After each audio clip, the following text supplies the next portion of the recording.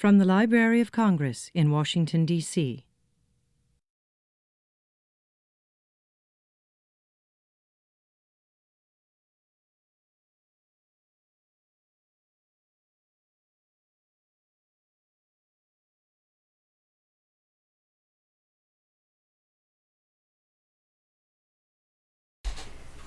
Welcome to the Library of Congress Young Readers Center Book Talk for Teens.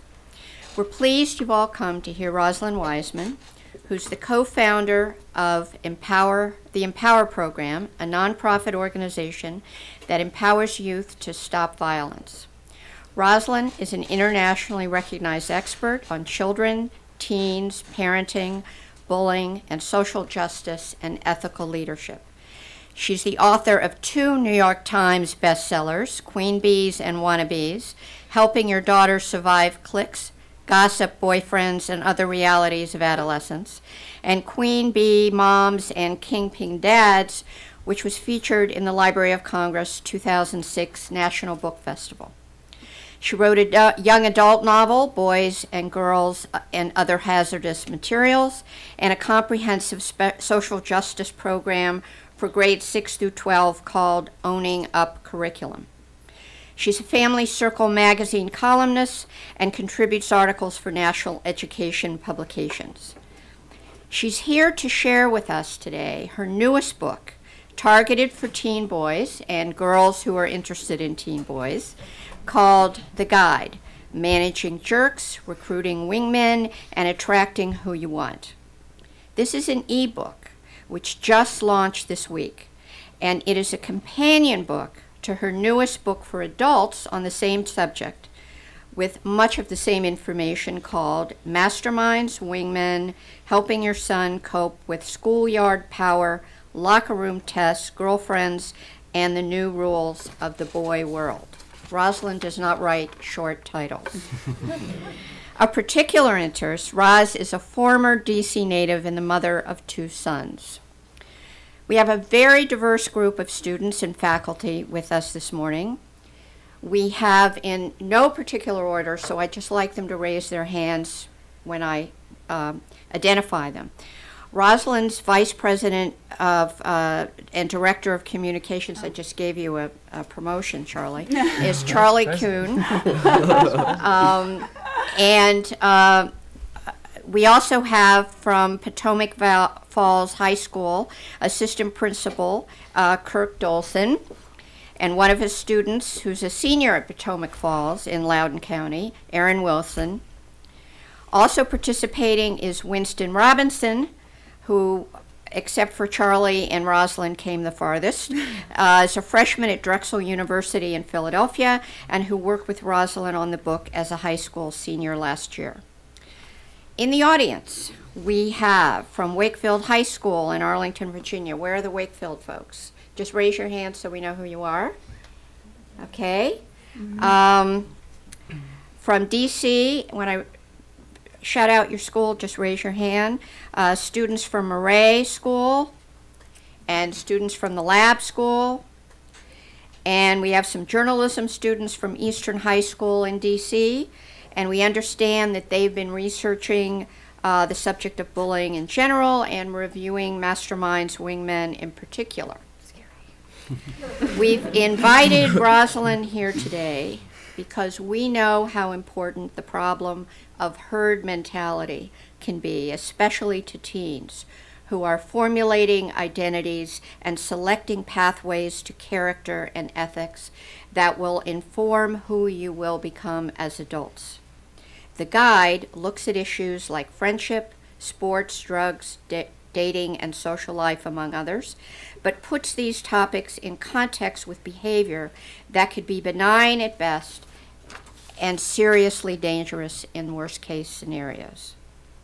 And what intrigued us most of all about the Guide was that boys your age around the country helped provide material for the book and helped edit it. And the format of an ebook lends itself to serving not only as a series of case studies or advice or helpful opinions, data, and research. It does all of this.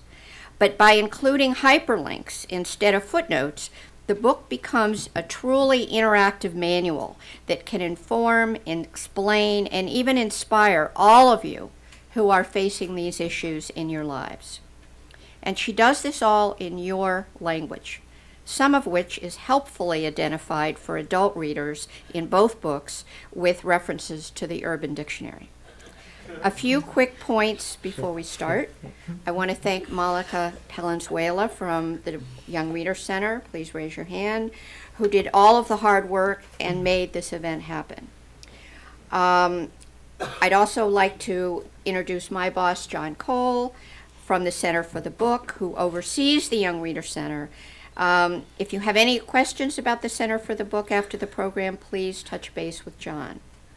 And finally, this event is being taped for webcast in a future use, so if you choose to participate and make comments, we ask that you use the microphone that Monica will have for you and make that available. So now I'm going to turn this over to Rosalind Wiseman. Thank you, Karen. I think as a teacher, and I think of myself as that's what I am, there's these moments where you think, okay, this is really worth doing what I do. And this is one of those moments. So when people who are doing speeches, they start and they say, I'm so thrilled to be here. I'm so honored to be here. This is a huge moment for me. We're doing an 18-city tour, talking to teachers and parents around the country. And I really must tell you that this moment sitting with you all is one of those moments of this is why I do what I do.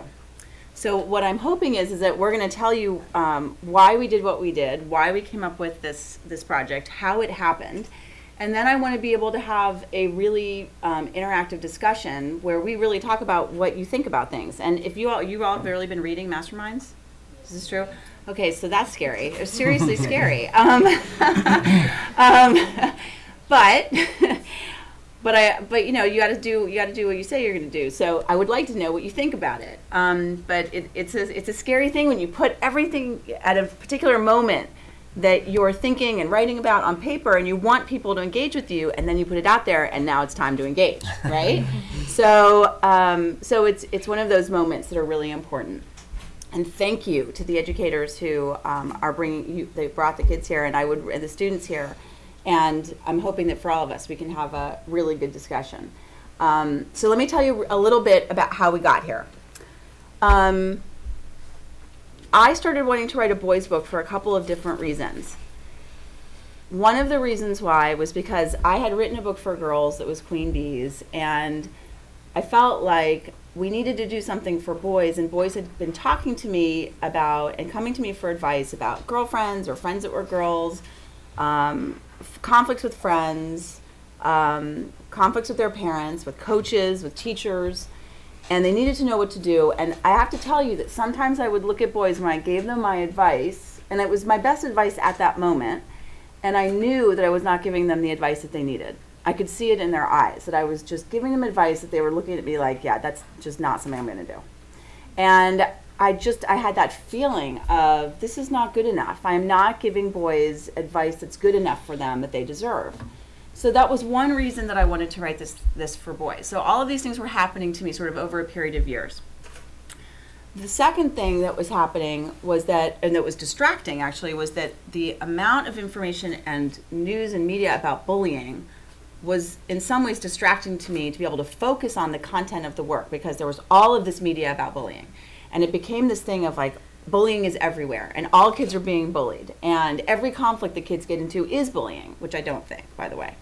And so it really was hard to navigate from, I was talking about it a lot on television, but it was hard to be able to navigate what was happening with the media and with bullying and homophobia, which is something I feel very strongly about and have worked very hard to be able to have all kids, regardless of their sexual orientation, just like regardless of your race or ethnicity, that you would be safe to walk down the hallway, that you would feel that you would be treated with dignity by your fellow students and by the administrators and by the teachers. So that was a lot of work that I was doing. So it was in the back of my mind that I had to do this stuff for boys. Third component is that I was still dealing with schools, and I still deal with schools who are dealing with really difficult hazing situations and really difficult harassment situations where there's one or two boys that feel that they have the right to humiliate other people. And unfortunately, sometimes there are teachers and administrators that can't handle it, and they let the boys, they don't hold them accountable. And I was dealing with that, and I was dealing with that privately, right? I was dealing with that with the schools, but I wasn't talking about it. Meanwhile, the boys were writing me for advice.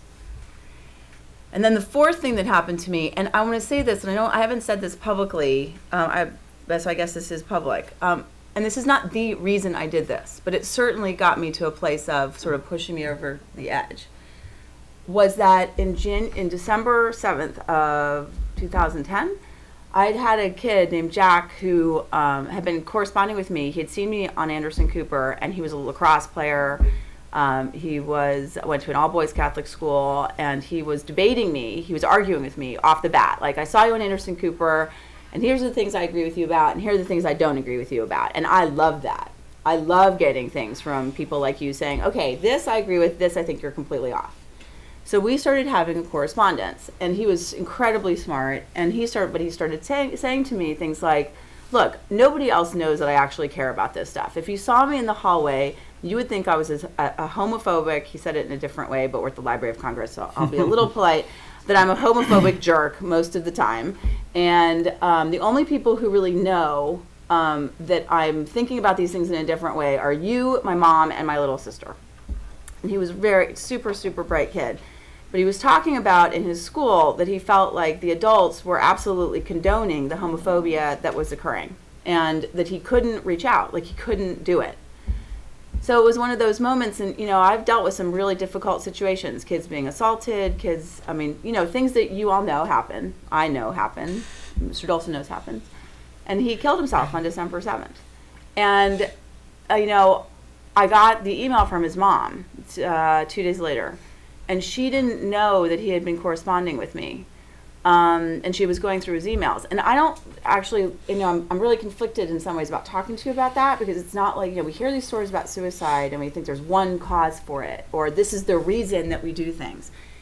I didn't do this book because this kid committed suicide. But I do feel like I remember getting it. And I hear a lot of very sad stories, a lot. Like I heard some last night when we were at the book tour in Baltimore. But this kid was so smart. He was so smart, and he would have made the world a better place. And it was so infuriating to me that this kid was not going to be able to do that. And it really got me. It like really, really, really got me.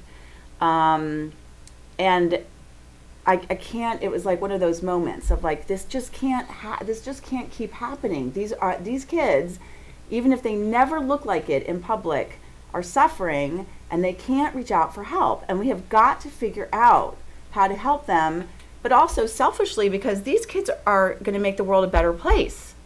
And we need these people. We need these lacrosse playing guys who are hiding the fact that they're decent people. So it was infuriating to me. And I was mad at him, and I was mad at the world for a while, and it was really, really shook me. So I think all of those things, and a couple of others, so there's lots of reasons why I decided it is now time to write a book for boys. But the only way that I can write a book for boys, because obviously am I going to write a book by myself about boys, right? So everything that I do, I always ask people to help me who I'm writing about, because I am not an expert. I am not an expert on you people. I have worked with with people your age for a really long time.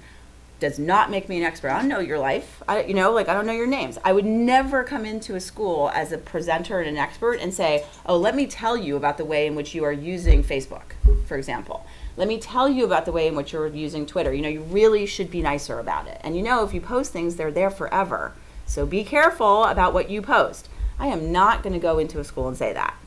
So it's imperative that if I'm going to do a project like this, I have to ask people who it's about to help me. So the question was, could I get guys to help me? Because the stereotype is that, and the assumption is that you guys don't talk, right? Like guys don't talk. You ask them, how are things going? They say fine. They could like stub their toe and they're going to say I'm fine. They could have just like had their parents could be divorcing. They could have drug problems. Their older brother could be making them miserable, and they're going to say it's fine, right? So how do you get boys to talk?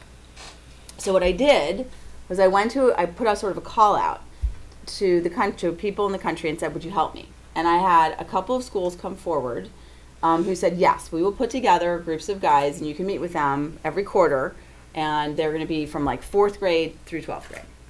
So I started meeting with these boys quarterly. But what I did was, of course, we would meet quarterly, but then we would have constant emails and constant texting every day. And the deal is that they had to help me all the time. It was going to be a lot of work. And the only thing that I was going to give them in return, if they did a good job, was I would write them a college recommendation, right? Which I have, by the way. I have proof. I haven't done yours yet, but I will. And so I did that around for schools. And then what I started doing was I went to, I would do presentations to high schools. At the end of the presentation, I would say, okay, so here's what I'm doing. I'm writing a book for boys, and I actually really just wanted to write the book for boys. I have to tell you, I started off just saying I want to write the book for boys. I wasn't actually as interested in writing the book for parents. So I wanted to write the book for boys because I had this vision in my head that you're in high school, you're in middle school, you're an 8th grade kid, and somebody's making you miserable or something's really confusing to you. And so you can just take out your phone and you can say, okay, girl in my class is telling everybody horrible things about me. I don't know what to do. Look on page 88. The answer is on page 88, right? That was my vision. My vision was like, I just got my heart broken. I really do not want to tell anybody about this. Okay, page 99. Go look and see what happens when your heart breaks. And I'm going to look at it, and other guys are going to tell me about what that's like, and then I'm going to know what to do, right? Like I'm going to know how to get through it. It's not a magic bullet, but I'm going to know how to get through it. My dad is being totally insufferable to me and totally controlling every move I make. I'm so frustrated I don't know what to do. Go to page 1 and 25. If I'm driving, if I have my license, or if I have interactions with police officers, what are the 5 things that I need to do, and what are the 5 things I should not do, right? To make that the most benign experience possible. All right. What happens if I come up against a racist, or a racist cop? What do I do about that? So, I wanted to write that guide, and then I also wrote this book for parents. So at the end of these presentations, I would say, okay, guys, if anybody's interested, I'm writing this book. Please help me. And about a year into it, I had a group of girls, particularly at the places where I was working. They were physically seeing me, and so the boys would come after class. They would leave my class.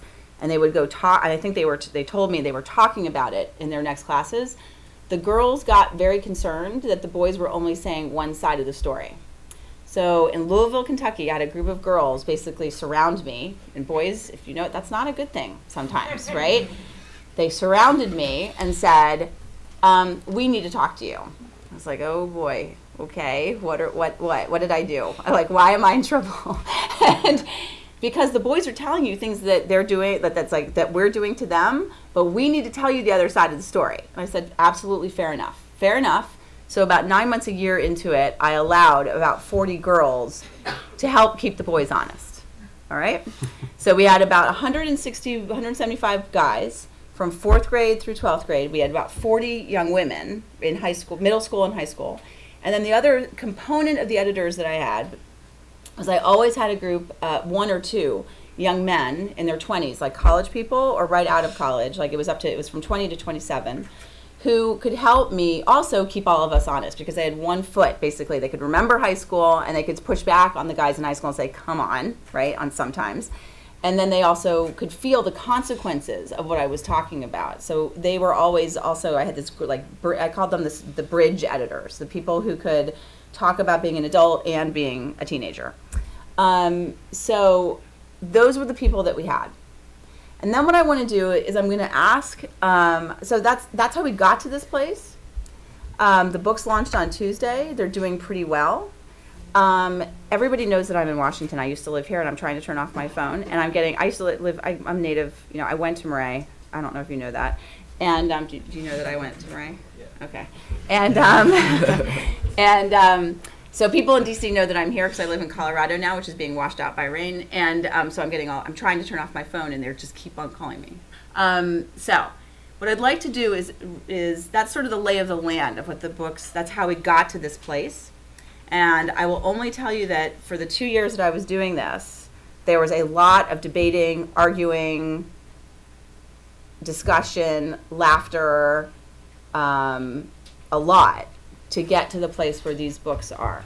So what I want to do is I actually want to ask Mr. Dolson to talk about how he got Aaron involved in this. Then I'm going to ask the guys to talk about how they got involved and why. Like, what was the moment that they decided why they were going to do something like this? And then I want to open it up for you all to be able to ask us any questions that you want about the process, about the content, anything. All right? We good? All right, so Mr. Dolson. Sure. Good morning.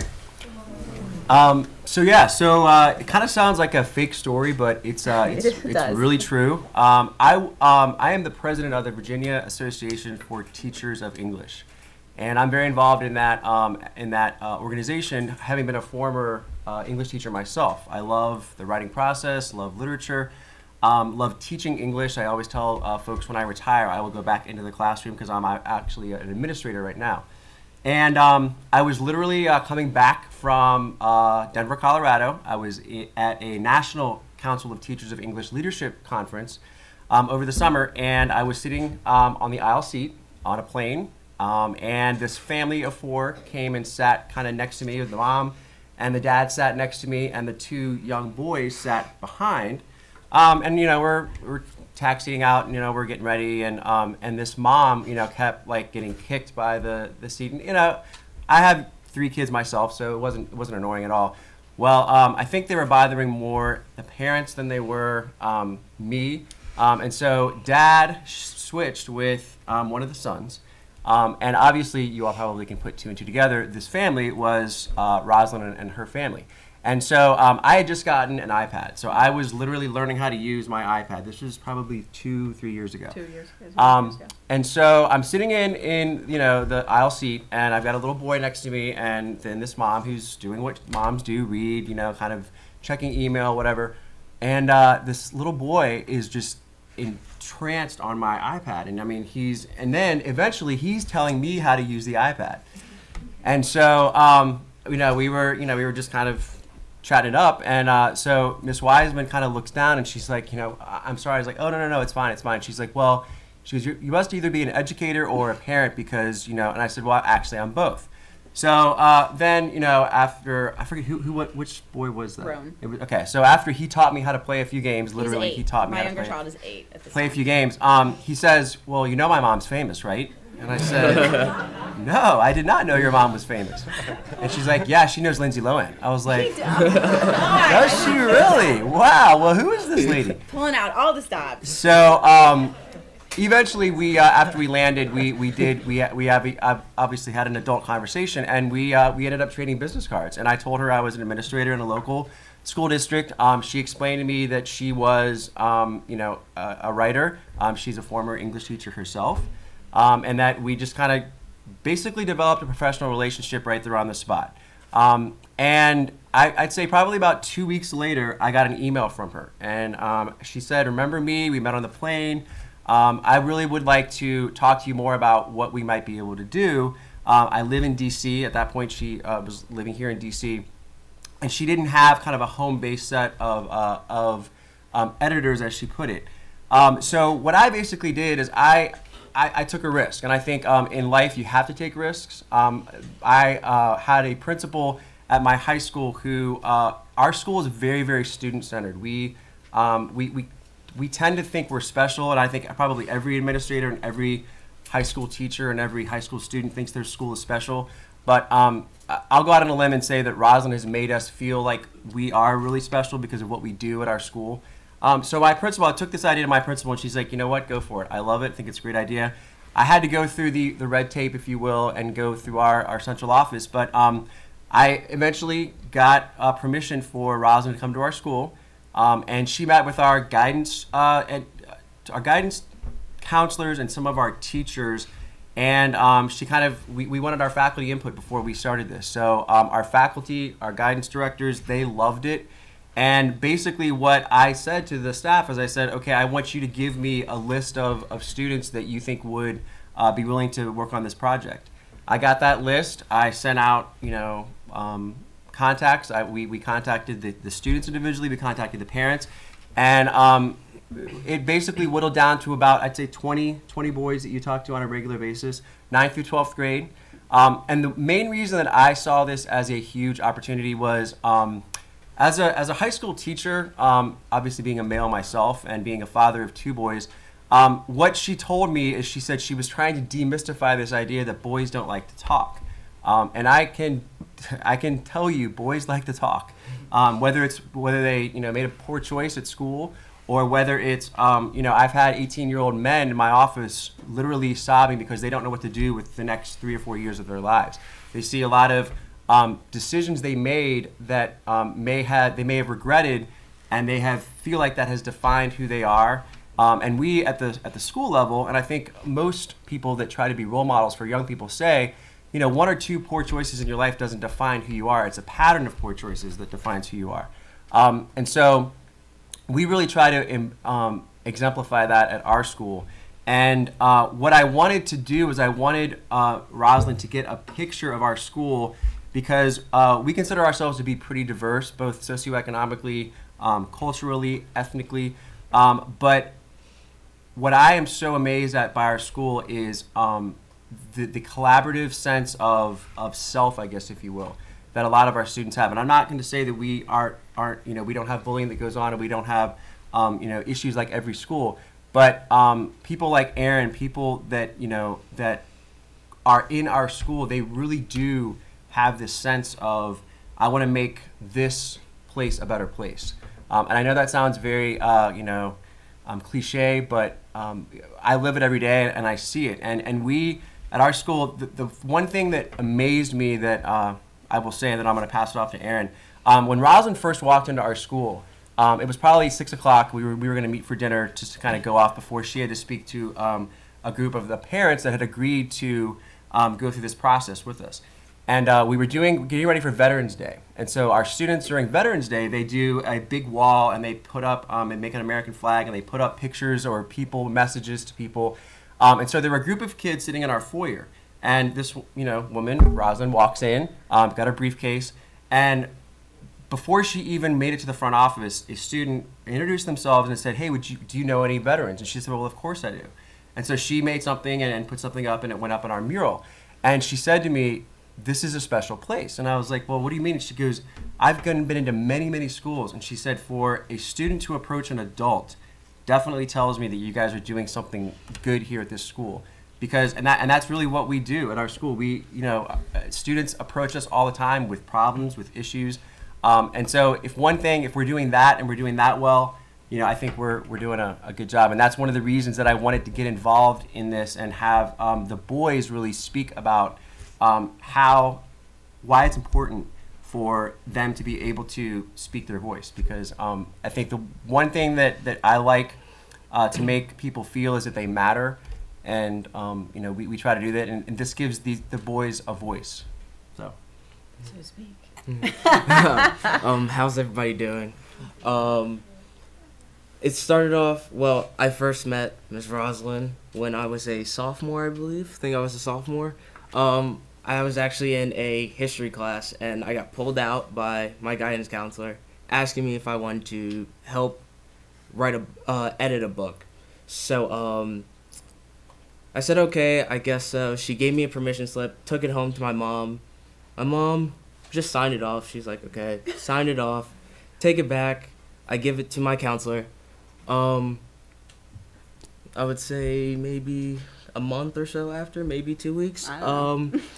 She comes in, I meet her for the first time, and first thing that comes to my mind was like, why is she here? Why does she want to talk to guys? I don't think she really knows about what a guy goes through in high school.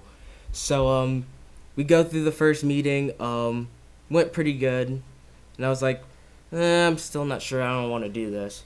So I would say maybe the next day I witnessed bullying that I really took to heart as a way of, okay, I need to start making changes around the school.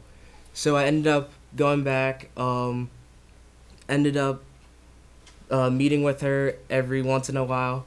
Kept going really well. After my sophomore year, I think that's when you moved to Colorado. I don't know. I have no idea. I I can't remember anything about she ended up moving away, but we still kept in contact. And we just kept emailing back and forth. She kept asking me things and wanted me to help her with the way, helping her with stuff she wanted to say in the book, but saying it as a guy, like a high school teenager would say it. It kept going on for a couple months, and then she came and asked me if I wanted to do more things over the summer after school, and I really took it to heart, and I was like, definitely, I think this is something that I really want to work on. So went through the summer. We ended up doing the Today Show couple weeks ago. Yesterday, it ended up airing yesterday. We had I had a couple school interviews. Ended up going really well, and I think the reason why I wanted to help her was because there was so much bullying going around my school that I couldn't just do it by myself. And with her, with the book, it kind of gives it another way of saying it, so everybody understands what's going on in school with bullying and like people being judged by like the color of their skin, their sexual orientation. And I think I just wanted to make a change. Like I remember I used to be a bully, used to bully kids, and after seeing the things people say and the things they do, it really kind of hurt me inside, and I was like, I need to change. I need to make a difference in my school to where we don't have like suicide rates going up with kids. So definitely. Thanks, Aaron. Winston? A little bit different of a story. A little bit different. I was actually part of one of the schools that she came and talked to, and I don't know, she did a really good speech as usual, and I was like, oh, I bet I could tell her a few funny stories about high school that I've been through, and I wonder what she's going to say about them. So I went up after her talk, and I started talking to her about one of the stories, and then she gave me her card and was like, oh, please email me, and then we started emailing back and forth, and she was like, oh, I'm writing this crazy book about dudes, and I was kind of like, sounds like a joke, but I'll be a part of your little book entourage. And so we just started emailing back and forth, and then I got put on a chain of emails with like 150 dudes, and then just constantly a year and a half of emailing back and forth, all these different advices and like questions, so many questions, it's like ridiculous. She's still emailing me questions. And then I kind of just got hopped on board, and then was in Baltimore with her yesterday with this parent interview thing. Do you remember what I began the presentation about at your school? I know it's the Library of Congress, but you can say it if you remember. You don't remember? You seriously do not remember? It made a huge impression on you, so you wanted to work on this book, but you do not remember. I will help him out. You're throwing me under the bus. I know. But now I'm going to take you out. Okay. No, so I begin my high school presentations, and I usually do with, and I did at Winston School with the ethical rules of hooking up, because I want young people in high school to understand I talk to young people a lot about all different kinds of things, including hooking up, and I think that obviously people get into fights and conflicts and have very strong feelings about who's hooking up with who. So I start high school presentations with here are the rules of hooking up, like. You can't flaunt, if you know that some other guy likes a girl that you're about to hook up with, then you gotta be at least somewhat sensitive about his feelings instead of rubbing it in his face. All right, does that make sense? So those are the kinds of things that I talk about at the ethical rules of hooking up. And right after that, Winston came right up to me and said, I want help. It's like, I have a few funny hooking up stories. Right. All right, so Just kidding. is that you good? Then we'll go. Okay, so Charlie, I asked Charlie to, who obviously is not in high school and not in college, to, but is working with me to talk to you also, and especially with Mr. Dolson is saying about sometimes the anxieties that young men feel about what are they going to do as young adults. So Charlie, will you talk about how you got involved? Yeah. So I'm 25 and was one of those bridge editors and still live in Boulder, and that's when I met Rosalind. And it was through kind of a long series of relationships, and I was on a bike ride, training for a race, and I played lacrosse and was wearing a lacrosse penny, and was going to my girlfriend's house, and she was a nanny, so it was a house of a family, and she told me, like, come by, I'm babysitting, I've got a bunch of kids, they'd love to say hey, and you can have dinner with us. And so I was on this ride and got hit by this massive thunderstorm, was dripping with sweat and rain, and go to the house and find that there are a lot of cars there, and it wasn't the dinner party that we expected, that everyone was leaving, that they were actually hosting this event. But my girlfriend had my cell phone and wallet and house keys, so I needed to get those, and knocked on the door and said that the father of the home came to the door, named Stuart, and I knew him before, and he said, hey, Charlie, glad you're here, what are you doing? I said, I just need to get this stuff. And then Rosalind comes around the corner, just about in hysterics. And I, like, who are you? I don't know why you're freaking out. What's going on? And the mom of the house had just, or I guess you had said, I'm writing this book, I need to find a guy in his 20s that can help me kind of bridge the message from the high schoolers and then what adults could, my life as an adult, and how we can kind of articulate this in the books. And that conversation was happening moments before I got there, so it just was one of those really serendipitous moments of, well, let's have a talk. So I guess a week later or so we sat down and had coffee. She told me about what was going on, and at the time I had a full-time job in the finance world, very different, and a desk job, basically. Not ideal for what I was wanting to do, and I guess we met, and I was reading. I decided to sign on. I said, I guess I come from we'll call it an untraditional family. I lived with my parents divorced. I lived with my grandparents for a bit. My mom got remarried. I had a tough relationship with my stepdad. But my mom was always a rock and said, it doesn't matter what each of these father figures are. You can pick the pieces of the people that you like and take them as your own. So you don't have to just be what you see. You can choose to be your own person. And I thought that was really powerful as I grew up. And with what Rosalind was talking about and all of these different issues that are presented to you guys in high school, and there really isn't a way to navigate it besides just giving it a shot. And lots of times you fall flat, or you're embarrassed, or you do some things that you might regret, but you still move forward, right? So a lot of those stories I had gone through and did, and when Rosalind asked me to be a part of this, I said, this is a chance that we can really help share the message to boys that you can be whoever you want to be without just doing and falling into place of what you see. So I was doing a lot of the editing and reading and talking with Rosalind after my day job. So I would go in, 7:30, leave at 5:30 or 6, go to Rosalind's house, have dinner, keep working until 10 o'clock some nights, often. And that was great. That's, the books were starting to wrap up. We turned in the manuscripts. We were both proud of them. And then a lot of activity started to happen around these books. And she said, do you have any interest of maybe helping me more?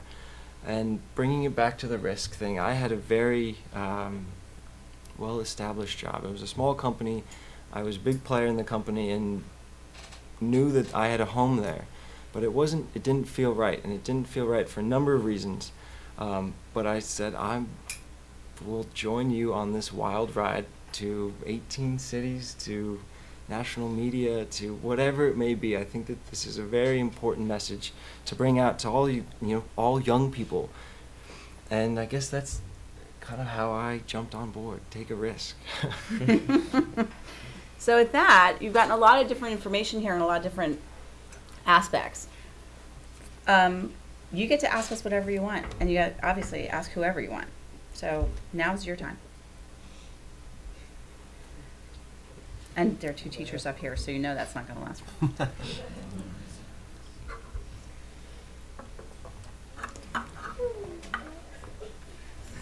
Somebody break the ice.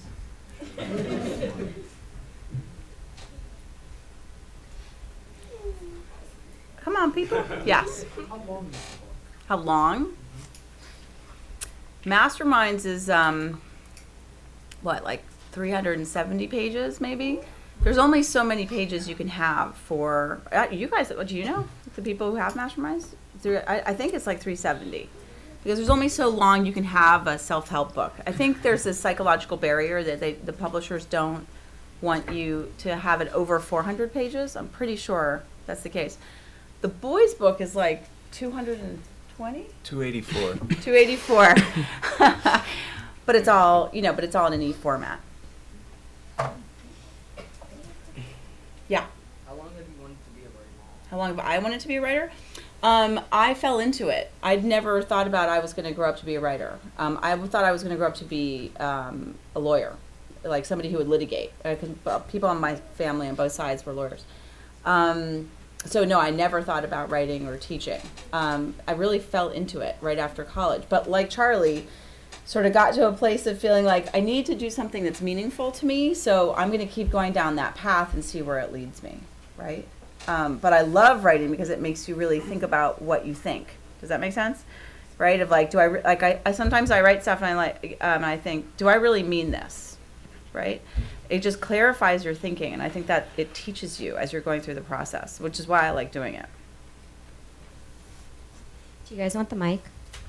I'm just standing there. No, maybe you want to do the, yeah. Do you guys want it? How did you feel when you wrote the book? Well, I'm going to pass it to these people, but actually, because we did some really, we had some really uncomfortable moments. Like, do you remember any, moments that were, whoa, this is getting to a different place? Like, does that make sense? Like, this is getting to the next level of intensity and what you felt about that? Oh yeah, definitely. Kind of when we were getting into the relationship kind of subjects, should I say? I kind of got I started to back off a little bit. I was like, wait, this is going a little too far. I don't know if I can do this. And then she wanted us to kind of tell stories. Like, no, I think I'm good. I don't think I have any. It's not that you don't have any, you don't want to share, and that's your right.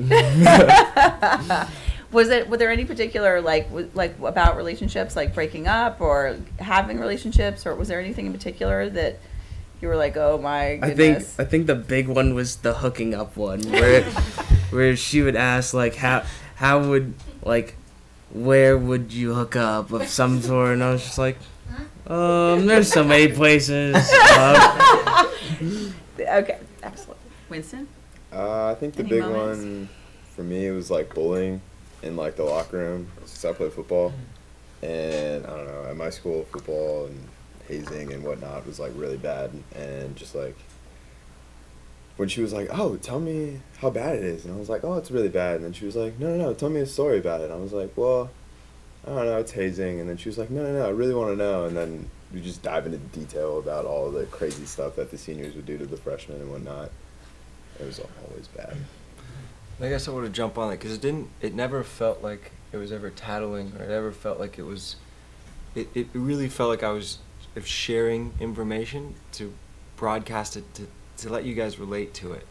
And one of the moments that I thought that it was really transformative was we were talking, I guess I had a big conflict with some of the guys that I was living with, and discussing it and going through and breaking down the events in a very objective view, so not with judgment, or not who was wrong or who was right based on emotion, but based on behavior was really more important to me, was the behavioral component. So I felt really good sharing, and it was almost therapeutic to get a lot of this out, and also know that a lot of the guys, so talking about my high school experience, a lot of these guys could still relate to it. So it felt good to just get it out. Charlie also has an awesome, awesome freshman prom story. Oh God. That includes like a hat from Burger King, like a crown from Burger King. Yeah. Yeah. Awesome. Yeah. Yes, sir. What were like one of the craziest situations you were put in, Mom? The craziest situations, like the boys were telling me, or that I was doing as an like what? Just like the boys were telling you. I mean, I have one. I mean, there's a couple. You were pretty crazy. That was pretty crazy. What you talked about. Yeah. So if do you want to? I don't. I in all, there's only so much of putting people under the bus. So you decide what that answer is. I mean, there was a story. They probably know what the story I'm going to say. That when we had a guy who I do lots of. I did for a long part of my life. I did lots of martial arts, and I met this guy. He really wasn't one of the editors, but so anyway, he's in class, and he's sort of having this weird thing going on, sort of flirty, but sort of not. Like he seemed to really not think it was. Where he's in class, and this girl and him are sort of going back and forth, they're like grabbing stuff from each other, or do something like that over the last these days. And something happened where he always had a can of soda in his backpack, and she took it out and she drank it one day. And then the next day, correct me if I'm wrong, she took it out and she poured it on his head. And it was right before class started, and there was a teacher in the room and an assistant teacher. And he got up, right, because somebody's pouring something on his head, and he got up like that.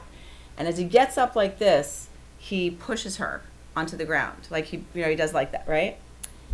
And what happened in a second was the girl jumped him, and her brother was in the class too. And another dude.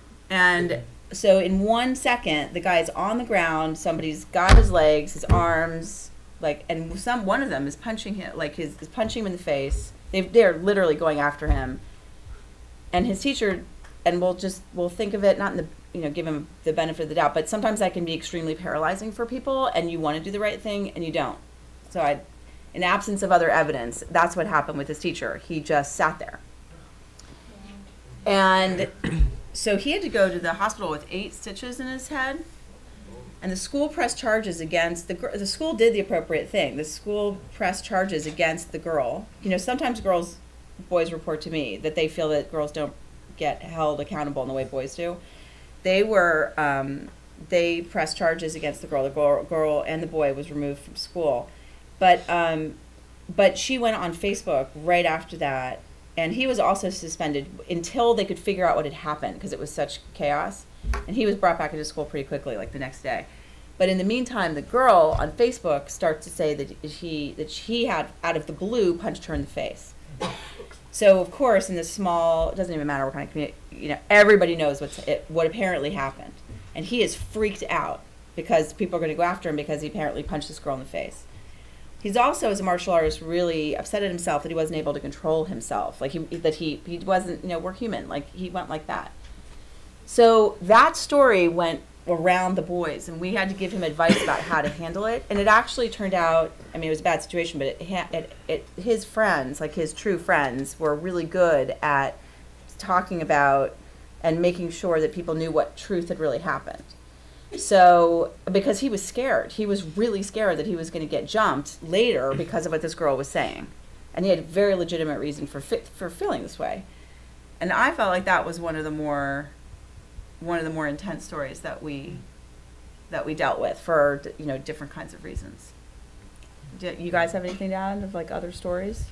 No, I definitely thought that was the craziest story I heard. And when I went home that night, that's all I was thinking about. Yeah. Yeah. Yes. Well, this is probably less intense than that last thing, but I'm not going to answer it. So the three of us go to the Murray School. I was wondering, there have been a lot of things over the last year that made me kind of just question what's maybe been changing about the school or something. And I wondered if you could speak to your experience at Murray and whether that maybe got you to why you wrote these, or whether it was how. Just speak about Murray, please. Okay.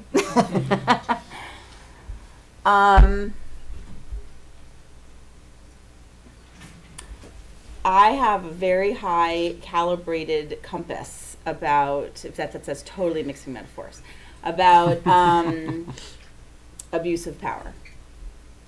I grew up in Washington. I'm, native Washingtonian. I'm a Northwest Washingtonian. For those of you who grew up here, you know what that means.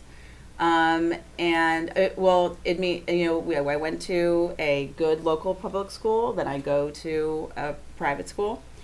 And, private schools, no matter when you graduate, can be excellent, and the same institution can be horrible, a decade later, or vice versa. And I received an excellent education there, like critically thinking, excellent education there.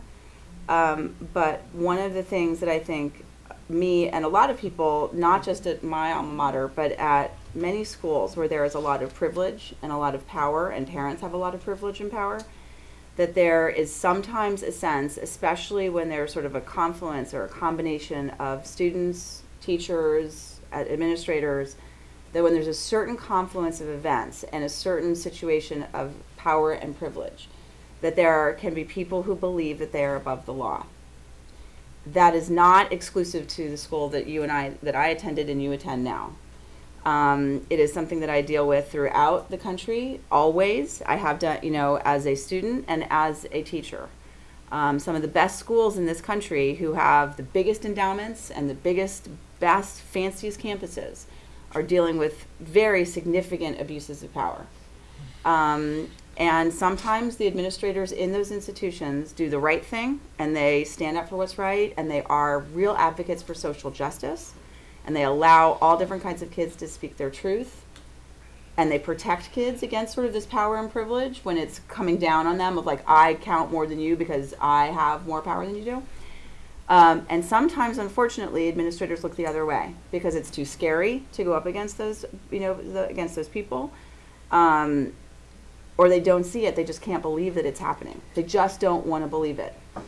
And so, so I certainly have had experiences as a student and as a teacher. And absolutely, the experiences I had as a student impacted what and why I do what I do. But it wouldn't have been enough for me to just have that experience at Murray and keep doing what I do. I really have to, it has always been a focus for me that it is unfair when children are not treated with dignity.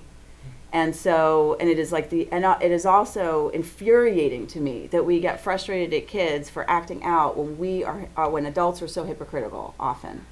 And so, when I'm thinking about this, and I'll conclude with this situation, which is not at our school, is that a year and a half ago, I remember sitting in a room doing some work. I was working at a school, it was a public school, but it was a good public school. And I was sitting in an administrator's office doing some work, and because there was a big table, and the guy walked in, and he had a young man who was a junior or senior, much taller than he was, and the administrator was white, and the kid was black. And the student was walking behind him, and I could tell, let me just say to you this, just from the body language of what was happening, the first thing I said as they came into the room was, do you want me to leave? Right? I could tell something was off.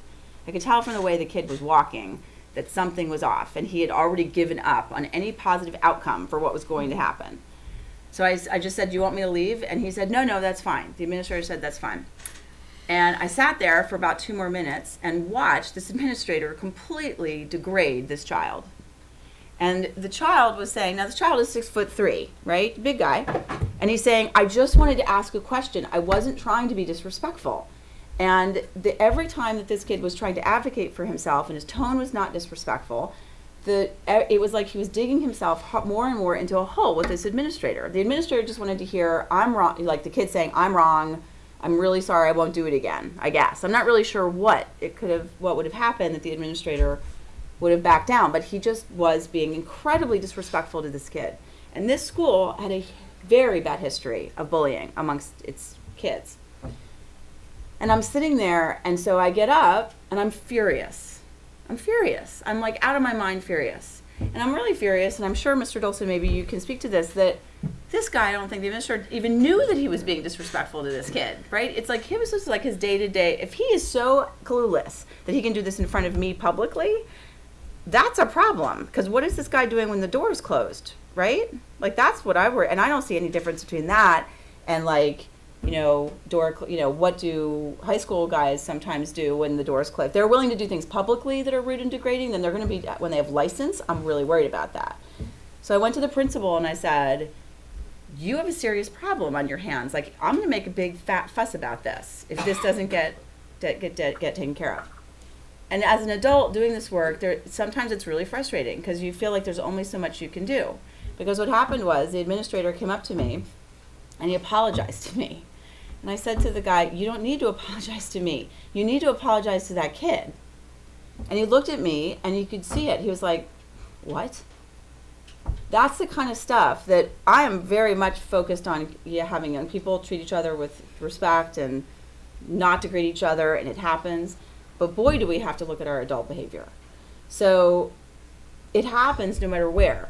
And it can happen at a school where it would never have happened a decade ago, and it happens now, or vice versa. So what's important to me as adults is that we are really self-reflective about that, and that we are absolutely focused on being honest enough with ourselves to correct what we do that is off.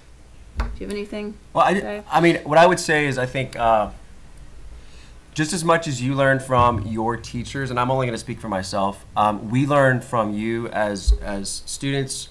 I get educated by the kids that I interact with on a daily basis. And the reason I say that is because I have never walked a day in Aaron's shoes. I haven't walked a day in, the students that walk into my office. But what I do respect is that every person is an individual. And I think, I can't, and I'll just use the term, I can't necessarily look at Aaron and compare him to another student who may have a very similar social background, a very similar family background, because Aaron has his way of looking at things, his perspective, and this other person may bring a totally different perspective. So, and I'm only going to speak for myself, but I think I'm a good listener. I think that's the best thing that an administrator and a teacher and really an adult, whether you be a parent or a role model for kids, you got to listen because, I say this, kids and every one of you in this room, you do school very well. You walk through the halls, you smile, you say, hey, Mr. Olson, what's up? You give me a high five, everything looks great.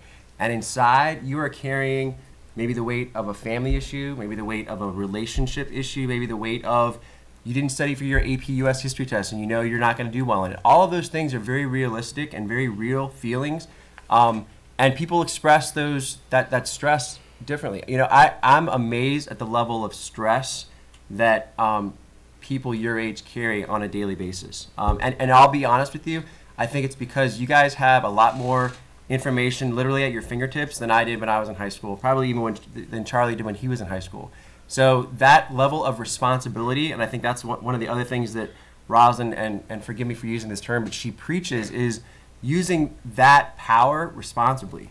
And I don't look at being an administrator and assistant principal as power. I guess it is. You do get people in trouble. But but it is one of those roles where it's more of a different level of learning and a different level of teaching. And that's why I enjoy what I do so much, because I get to teach kids, but I also get to teach teachers. And I think it's really important, to be able to teach everybody that's working with students, whether it be, kindergarten students or preschool kids like my daughter, all the way up through, I even think, the one thing that I think really we need as an educational society to look at is higher education, is how freshman level of college professors treat their freshman students, because that's a totally different ballgame. Those of you that are going to enter into that realm of education, it is a very different ballgame. I'm excited. And I think when Mr. Dolson and I are doing this, when kids are getting into trouble, right? I mean, because he's the assistant principal, so that's the discipline stuff is something he deals with. Is that you see these kids going through this and you think there's a good reason why they're here. We don't know what it is, and it could be impacting other kids, and that's a problem that we need to address. But what is going on that you're in my office? And I need to know that so I can make it better. Do we have time for I think we have time for another question. Okay.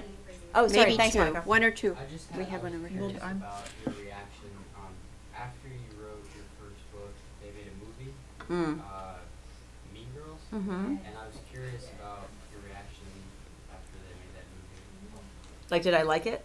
Well, yeah. Well, it's a complicated question. Is it cool to have a book of yours made into a movie that becomes something that people can quote to you, no matter where you are? Sure, it's cool. You know, but there's a pro and con to everything. Was it the way that, did they follow it, not after you watched the movie, did you think that they put enough detail of your book into Oh, the sure.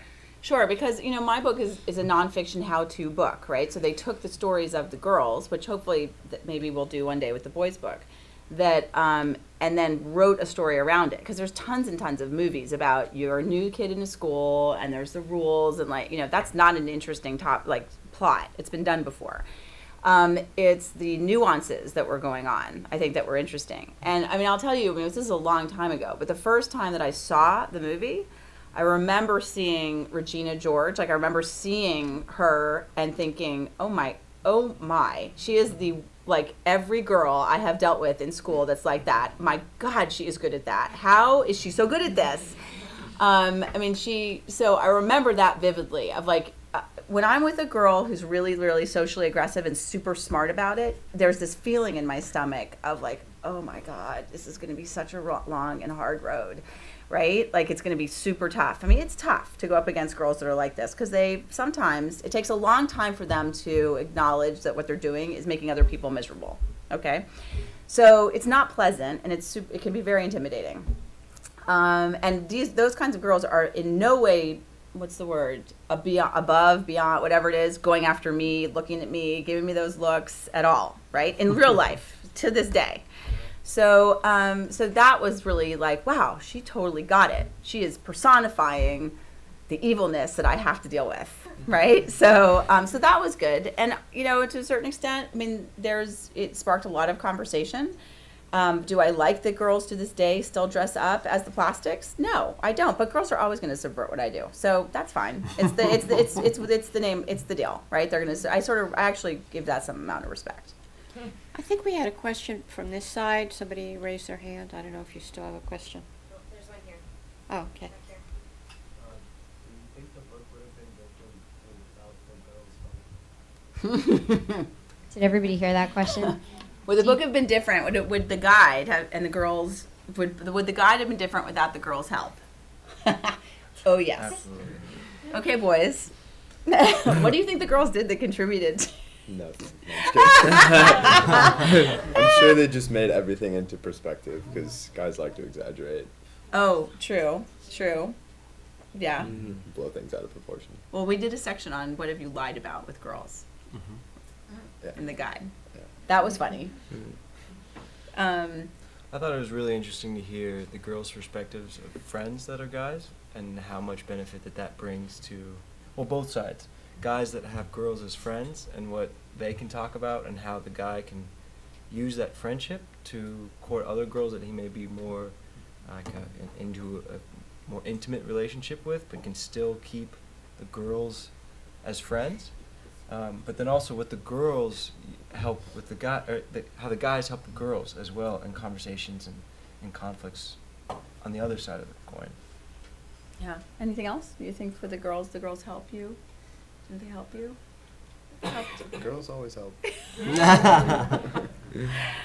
It certainly provided a tremendous amount of entertainment value for me because I would take the emails from the girls and then I would cut and paste them. I would take the identification of the girls off, right?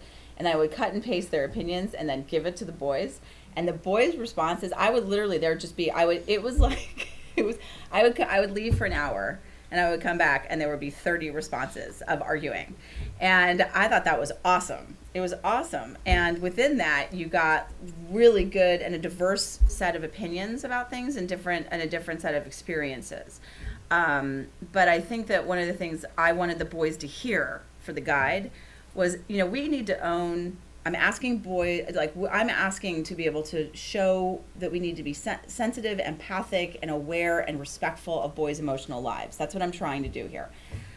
But I also, at the same time, with the boys, with the guide, want them to be aware of the things that they're doing to girls that are really infuriating, right? And to be honest and open about it, to acknowledge it, not to just, not blow it off.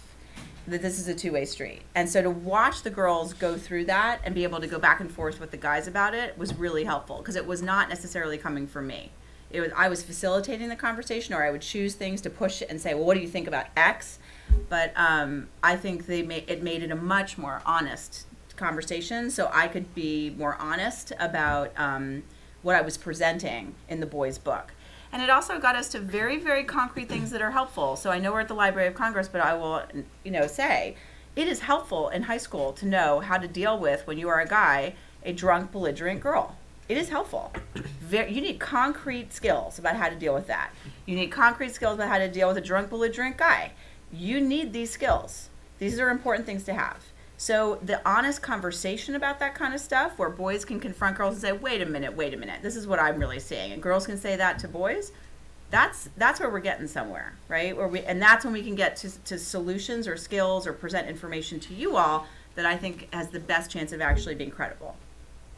Rosalind, I think the one thing, unless I'm mistaken, that you didn't reinforce is the fact that the book is free for X number of months and where they can get it. Sure. So what we decided, and this is a little crazy, but we decided that, and if you have questions about this, about the ebook and about how that came to be and how we're trying to get it out there, Charlie is your man for this.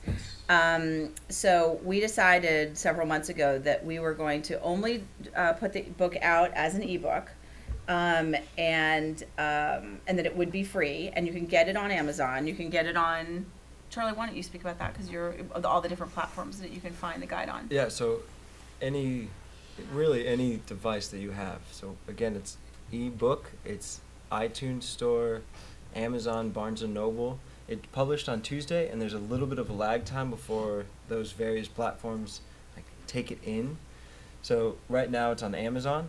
iTunes should be next, and then the company Vook is where you can get it immediately. But it will be on Samsung, it'll be on BlackBerry, it'll be on all of those things. And how long is it free? So it'll be free for the first 3 months. And what I would love, if you think it's good, is to share it with your peers. I'm not anticipating, and I don't really want, frankly, I guess I shouldn't say it. I'm not anticipating that your mother or your father is going to get this for you and say, here, read this book that you need to get, right? What I think that's going to be helpful, and it's more organic this way, is that it would be peer-to-peer sharing. So if you download it, and these guys, this is from them. There are 200 boys that represent, 200 people that they are representing. If you think it's good and valuable, then share it with people, because that's the way this is going to get out, if you think it is worth your time. Thank you, everybody, for coming. Thank you all for participating. One of the things that the Young Reader Center does is we put together bibliographies of books. So for young adult books, we have some bibliographies on the table out front. If you're interested, be sure to pick one up. And have a good day, everybody. Thanks for being involved. Thank you all. Thank you. Thank you. This has been a presentation of the Library of Congress. Visit us at loc.gov.